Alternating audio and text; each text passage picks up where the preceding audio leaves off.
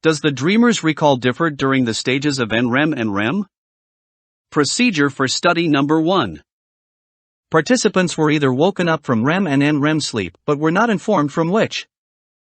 This was decided in a variety of ways for different participants, revolving around standardization.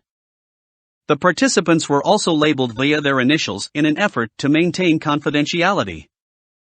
A random number table was used, where participants PM and KC were allocated. In groups of 3 Nrem and 3 Rem, participant DM was allocated. In a randomized fashion, experimenter allocated participant IR.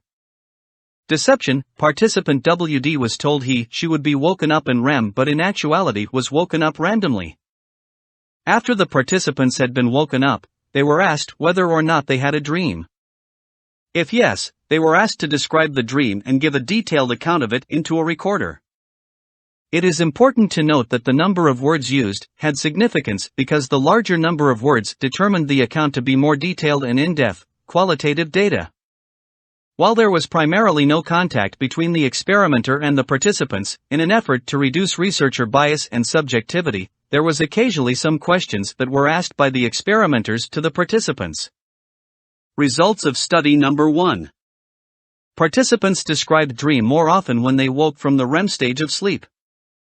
Participants described dreams rarely when woken from Nrem stage of sleep. When they did describe dreams, it was more emotions/feelings rather than dream content/cognitive visuals. This was a consistent pattern. The waking pattern, however, did not affect recall.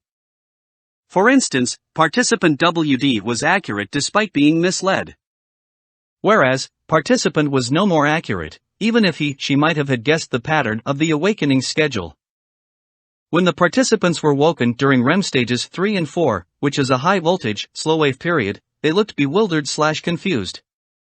They also said they might have been dreaming, but they could not remember the content of their dream.